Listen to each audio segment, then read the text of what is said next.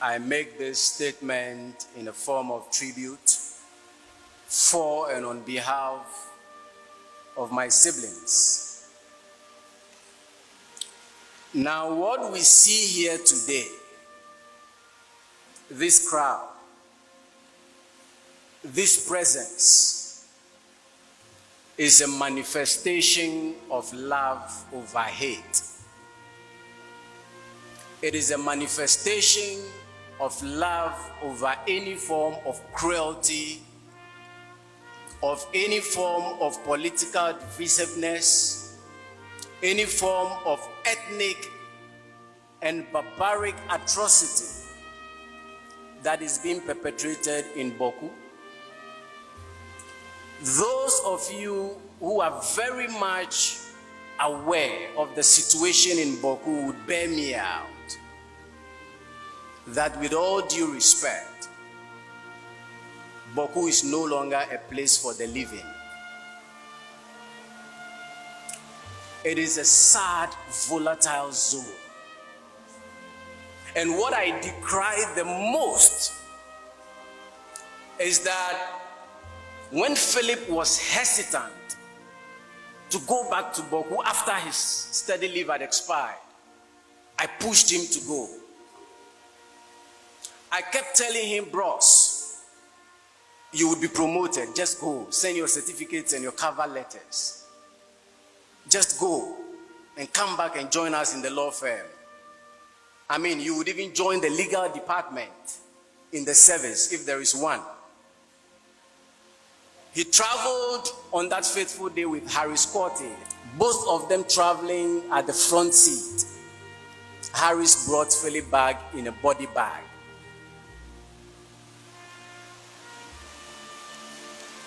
Now, what happened that Easter Monday was not an accident. It was not a robbery. What happened that day was a carefully designed, properly planned, well orchestrated, thoughtfully calculated, and duly executed barbaric, cruel and gruesome act of murder. And I, Cephas, find it extremely difficult to forgive. Not even with the intervention of Christ himself. And I will not miss my words because I stand on this podium to speak the truth. That is what it is meant to be, the church. I find it extremely difficult to forgive. I will not ask Philip to rest in peace. It is his choice if he wants to rest in peace. If he does not want to rest in peace, I leave it to him. Philip hustled. You know, growing up, our mother's salary was so meager. I mean, the pay slip was always there. We saw it. A teacher's salary. In the 80s, 90s, what was that? We sometimes had to help on the farm. We brought produce to Kweve Market. Those of you who know Volta region, Kweve Market, to sell with our mother in the market. We strived. When Philip became an immigration officer, he spent his salary on all his siblings. There is not a single sibling of Philip who did not benefit from him. And what are we doing in the north? My learned friend, Mr. Techi, your men are there holding pens and notebooks in very beautiful and colored green uniforms. When I saw Aidia and Afari yesterday, my heart sank. They are totally deformed.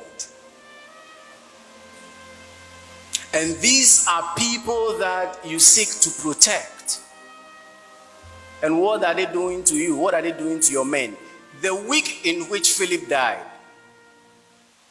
at least my own investigations as a lawyer showed that not less than 33 people died. The week after Philip died. In fact, they did not die, they were murdered. In fact, it was my intention to drive his vehicle to this premises for all of you to see what he went through. And if you were present with me at the funeral home on Thursday when he was being bathed, you will count not less than 200 chickenpox kind of pores on his chest alone. He did not even have the opportunity to scream or shout. I know very well that the military is doing a good job up north, and I commend them. We've been assured that investigations are ongoing, but then, just like the journalist Ahmed Suale's investigations, just like my late Professor Bene, the law professor's investigations, the MP J.B. Dankwa's investigations, what have come out of them? I do not see any justice for my brother. We, the siblings, do not believe that anything will come out of this. There's going to be one pomp and pageantry of a ceremonial something. That is what we believe. We've lost someone who was going to become our mother's third lawyer. And at 79, she sits there very confused at the burial ceremony of his son. Now, those of you who killed Philip, those of you who had a hand in his murder, I want to tell you this. Shame on you. Shame on you. You cannot dim the light that shines in our home. You can only shake the foundation. You will never break the building. That Mortey spirit is unbreakable. Philip has only lost his life. His dreams have been shattered. But you know what? You have failed. You have also failed. Because eventually we are all going to lie in this same 6 feet. And you see, what even hurts me the most is that the North, with all due respect and for records, what we all know is the most deprived in this nation. That region is the most deprived statistically.